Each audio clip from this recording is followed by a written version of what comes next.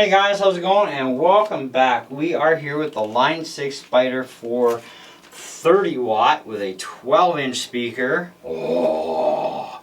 Okay, this is kind of a modeling amp, right? Line 6 has put a lot of their own junk in here. You can put some of your own stuff in if you like. It's kind of up to you. Now, this amp I bought at Long McQuaid in North Bay. Used, obviously. They haven't made this one in a long time. I got it for a $100 bill, and I thought, you know what, that's actually a pretty cool deal, considering that I kind of only bought this for my students. Now, when I initially started playing around with this, when I got it home, and I've done a review for you guys, this thing for Line 6, and I've been a Line 6 hater, but I got to tell you, some Line 6 products in the past year have been actually really impressing me. But this is an amplifier that, yes, I do like a lot of things about it that I think are really good, but I personally do not use this amp ever. It is bought strictly only for my students because it's kind of, well, it's for them, and I have better amps that I prefer anyways in my collection. But it does pack quite a wallop in there for 30 watts. And so you've definitely got drive controls, you've got bass, mid, treble, overall channel volume, you've got an effects area so you can actually get two separate effects, and you can dial in how much you want of each one of those effects so you can combine. That's kind of a nice little feature that they've done with this one with two separate controls, where that was a lacking thing on the Vox DA15, for example. And then of course you have a completely independent reverb area as well, and of course your main master. There's, I believe, a foot switch or something, or some sort of computer hookup that's for the front of this. I'm just actually downloading the manual while we're talking here, because there's some features that I can't completely remember off the top of my head, so I wanted to go through that with you guys. So yes, so the front, what looks like an Ethernet connector, is for an Express Mark II for channel switching, tap tempo, wah, volume control, tuner capabilities, easily change from clean to overdrive sounds. Yeah, so that's kind of what our little Ethernet port thing is for. Of course, we do have 4 different preset areas. I can tell you the one thing I absolutely hate about this amp that drives me mental is the simple fact that every time you turn this flipping thing on, whatever effect it's at, right, because it does remember the last thing, it puts it full blast every single freaking time. So you have to hit the channel volume, which really kills the output, and then you just got to redial up the volume in order to get what you want. So it does that every single time, so it doesn't actually hold a memory of that last thing. It'll hold a memory of the last thing you were on, maybe, but, you know, which is something we should actually retest right now. So let's turn it off, and then back on again, and no, it doesn't. It goes right to metal. So now we got to dial this back. I was on green. So you've got 2 little amp models per movement. Real sensitive movement there.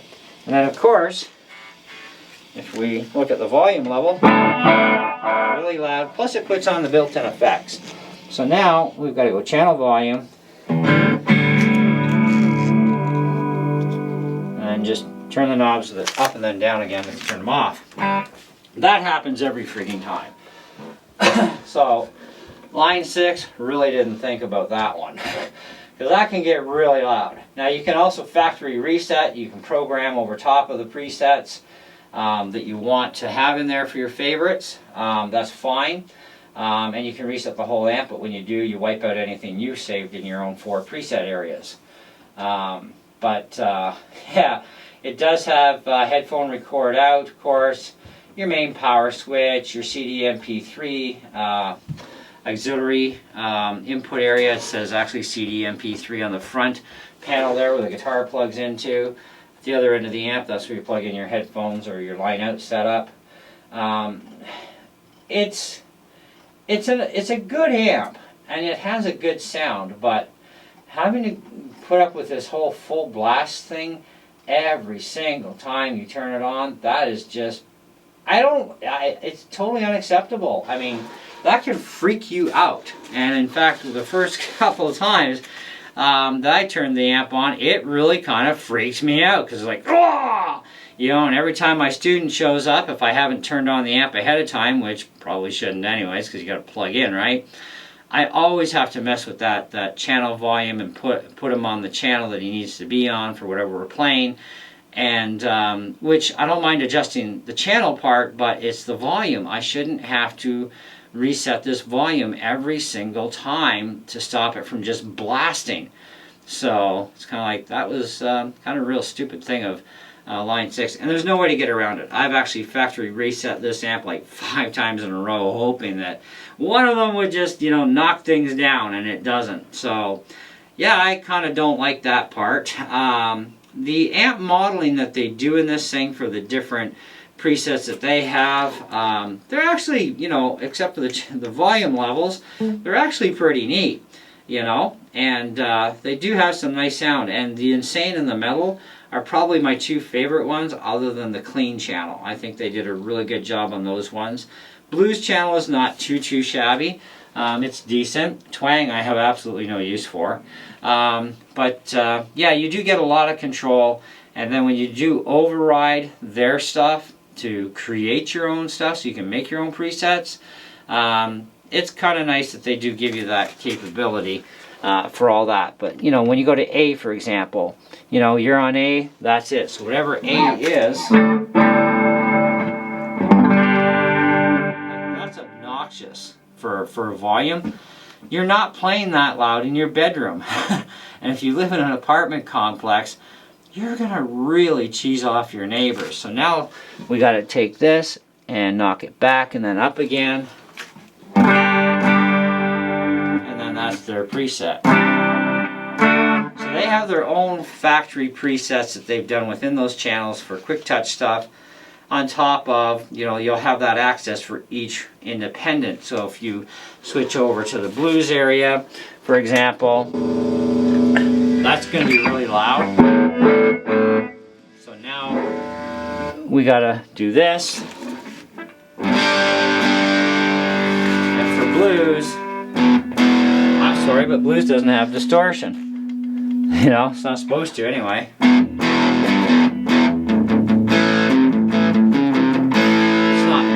But, you know, they have a red blues area.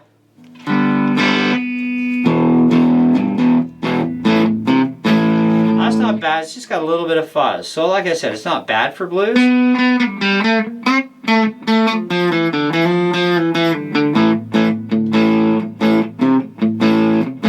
But yeah, the obnoxiousness to it is horrible. If you find you got too much drive in there, you can haul it back a bit and clean it up. Then we got to really bring that volume level up.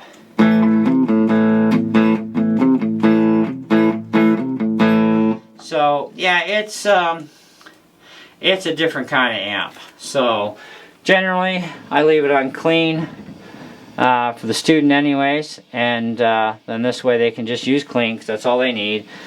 Then we just haul that back a bit, maybe set it there, and we usually take off the effects. Another thing we gotta do every time. So there's a lot to actually hate on this amp, and there's some stuff to like. Reverb, that was like way up, but it wasn't doing anything. There, we got some reverb.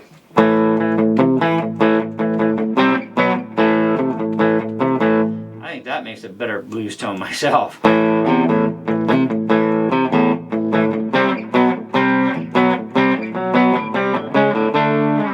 Anyways, more playing in this video than the others, but you know, you gotta really show this thing for how bad it really is. It does have a lot of drawbacks. Once you learn what you have to do before touching your guitar, well, you know, once you learn that, I guess it's alright, you know, but you know, this is like one of the reasons why I personally never touch this amp myself. It's for students only, and that's it. it's a pointless amp otherwise in my books. But for $100, I couldn't say no. It can be a very loud amp, but at least it's very clean. The other effects are nice. I like the Insane channel. Like I said, the Insane is kind of really actually insane.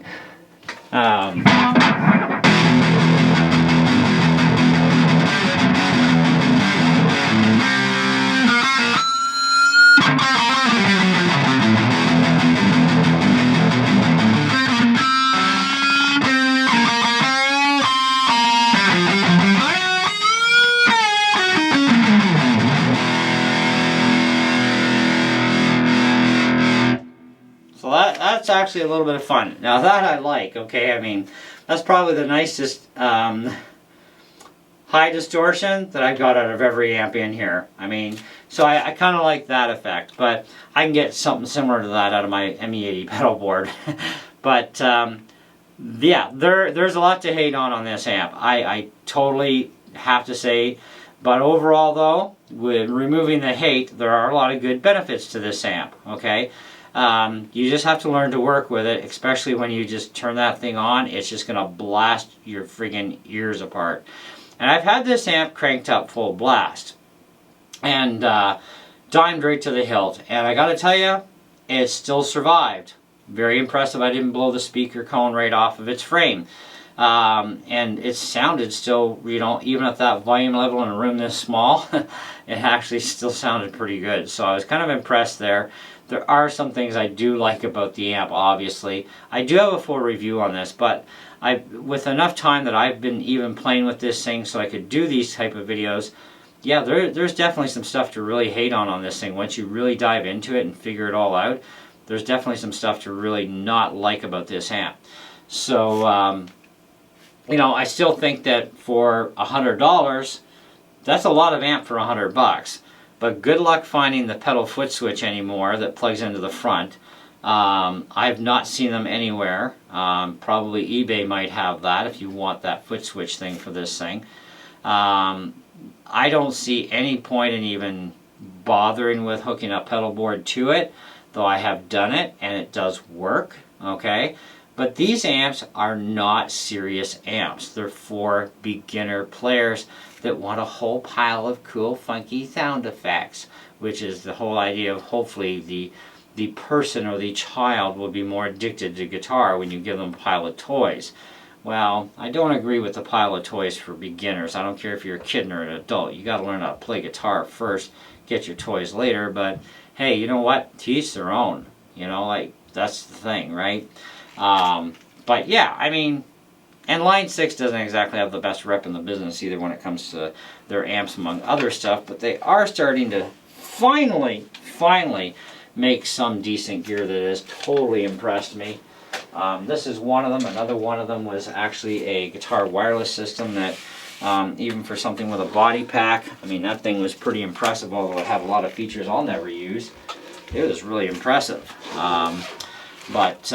Yeah, so that's kind of where we're at, guys. So take it for what you will. But after spending enough time, this is where I'm at. And yeah, so I have spent time with this amp. But like I said, it was bought for the students. But I had to actually learn more about this amp and play with it more, like I said, in order to do videos like this about it. So that ends this video. Let's go on to the next amp.